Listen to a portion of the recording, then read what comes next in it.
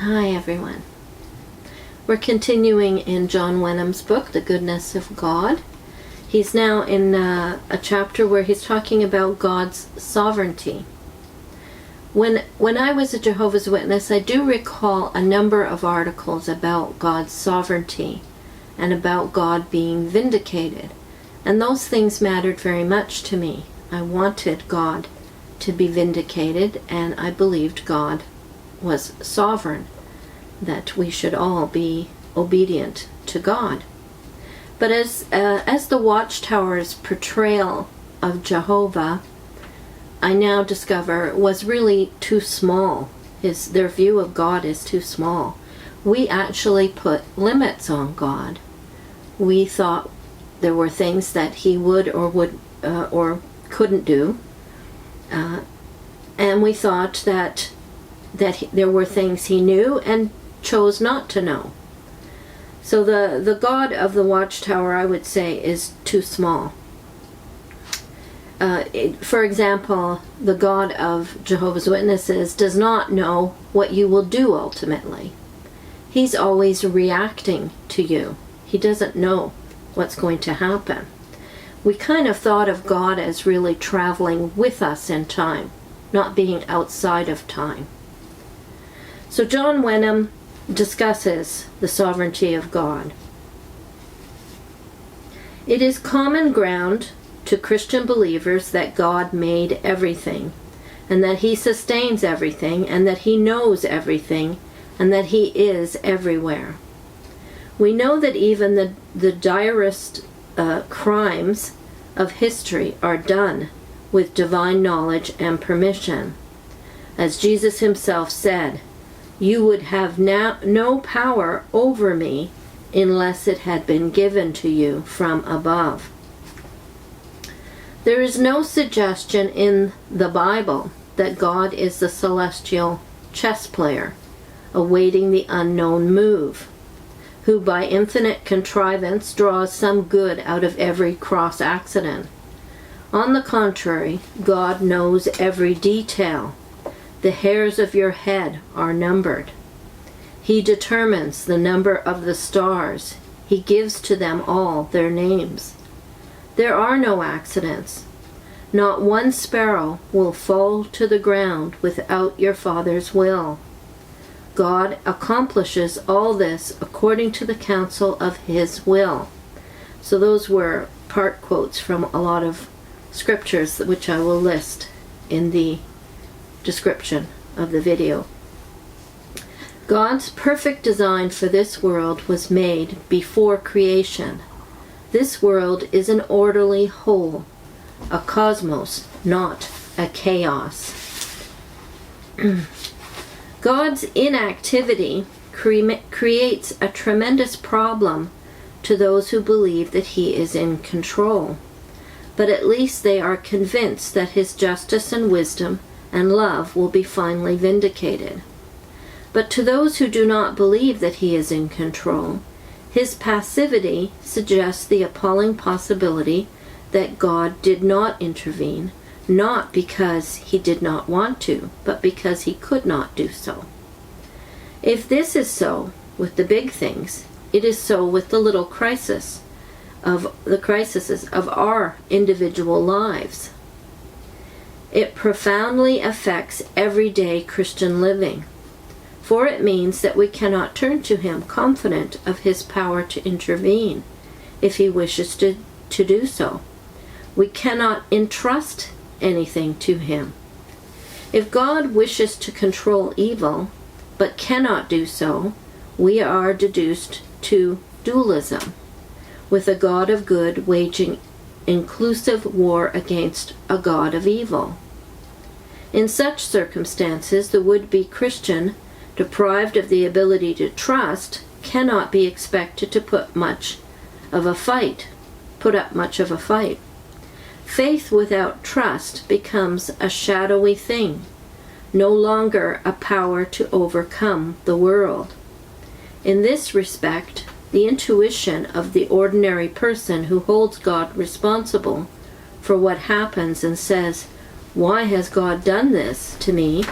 is sounder than that of the liberal theologian who wishes to exonerate God of responsibility. It is, in fact, cold comfort to say to a heartbroken person whose only child has been killed or whose husband has been fearfully injured, "This is not God's doing or God's will. We live in a disordered world in which evil has been let loose. We must expect these things where sin reigns, but keep trusting God." Yet what meaningful trust is left if we cannot entrust a child or a husband to Him? How infinitely more comforting, more biblical, and more glorifying to God is it to cry with Amos in defiant faith, "If disaster falls, has not God been at work?" Though moral evil is contrary to God's will, He permits both it and its consequences. Indeed, He not only permits its consequences, He sends them for holy, good, and loving reasons, even when those reasons are hidden from us. Now, he was quoting from Amos chapter 3, 1-7, and just to get the full flavor of that passage, I wanted to read. He quotes only 3:6. I wanted to read verses 1-7. It reads, Hear this word the Lord has spoken against you, O people of Israel, against the whole family I brought up out of Egypt. You only have I chosen of all the families of the earth. Therefore I will punish you for all your sins. Do two walk together unless they have agreed to do so? Does a lion roar in the thicket when he has no prey? Does he growl in his den when he has caught nothing? Does a bird fall into a trap on the ground where no snare has been set?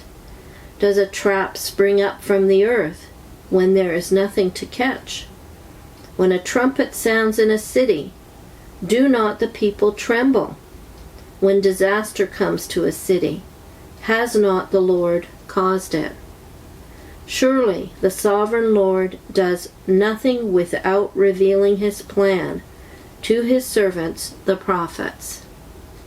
I had a little note written in my Bible here about this situation where God is warning Israel and giving them acknowledgement that they are going to be judged on their sins.